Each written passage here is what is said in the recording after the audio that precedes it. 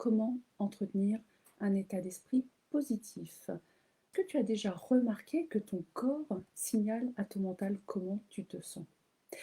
Si tu t'observes, tu peux voir que tes ressentis, tes émotions sont déclenchés par ton corps. Par exemple, quand tu es dépressif, tu vas avoir les épaules qui tombent, la tête en bas, le regard en bas, une petite façon de parler doucement. Tu peux te tenir de façon plus ou moins avachie. En fait, il y a une posture, une physiologie pour la dépression et l'anxiété. Alors que quand tu es fier, par exemple, tu vas te redresser, les épaules en arrière, la tête droite, tu vas avoir une respiration assez haute, tu vas te tenir de façon assez distinguée. Ta posture est très différente en fait.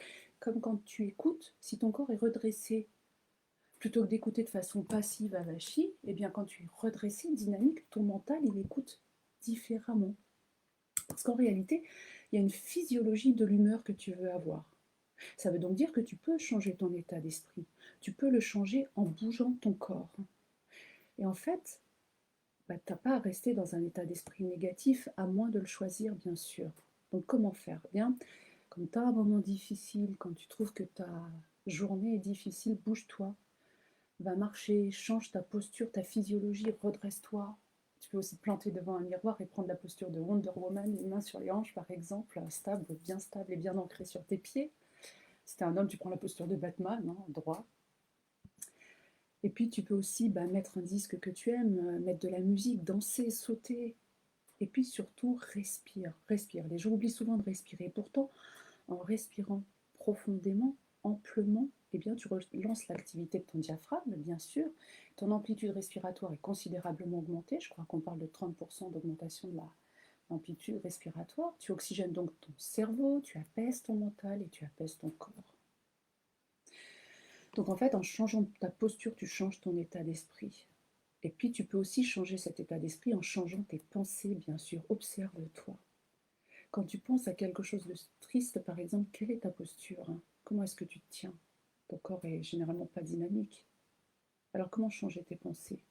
Eh bien, si tu es triste, par exemple, tu peux décider de diriger ton mental vers des souvenirs agréables, comme, je sais pas, ton premier rendez-vous amoureux, ton premier baiser, ou une super réussite que tu as eue, un moment fort où tu as ressenti énormément de joie, beaucoup de bonheur.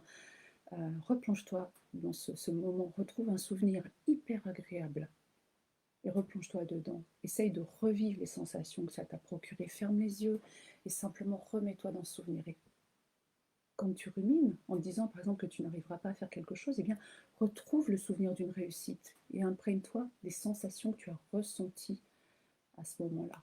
Imprègne-toi de la fierté que tu as ressentie quand tu as réussi à faire ce que tu souhaitais faire. Parce qu'en fait, tu es le créateur de tes émotions et de tes sentiments, des sentiments que tu as.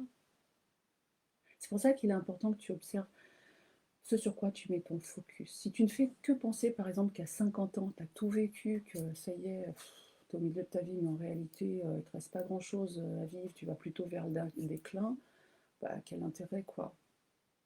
Non, mais plutôt ton focus sur les rêves que tu veux vivre, comme, je sais pas moi, créer un nouveau business qui va te permettre d'aller jusqu'à la retraite de façon passionnée, voyager, déménager, faire du parapente, un sol élastique, du motoneige, je sais pas. Et puis ta posture va changer. Tu vas mettre ton focus, tourner ton regard vers tout ce qui te reste à vivre, toutes ces choses hyper stimulantes, hyper motivantes, hyper intéressantes qui te restent à vivre. Donc vraiment fais attention à ce sur quoi tu mets ton focus. Fais aussi attention à la façon dont tu te parles, utilise un vocabulaire positif, un vocabulaire encourageant et bienveillant envers toi-même. Et puis surtout arrête de te plaindre, parce que finalement quand on se plaint, on entretient un mode de pensée qui nous tire vers le bas. Et puis bien sûr, observe aussi donc ta posture, comme je l'ai dit tout à l'heure, ta posture au quotidien. Parce qu'en fait, on envoie sans arrêt des messages à notre cerveau.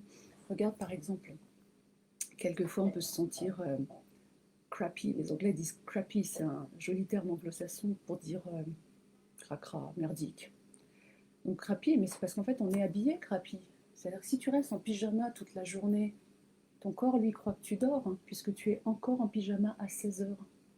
Donc commence par changer les messages que tu envoies à ton cerveau. Bouge, transforme tes habitudes. Ouais, transforme tes habitudes. Et puis du coup, tu vas pouvoir voir la vie sous un nouveau jour. Tu vas pouvoir être dans un état d'esprit positif, dynamisant. Voilà, si tu as des questions, eh bien, tu peux me les poser en commentaire hein, sous ce post. Je vous souhaite une très très belle journée. Je vous dis à bientôt pour un nouveau live. Gardez un état d'esprit positif. À bientôt.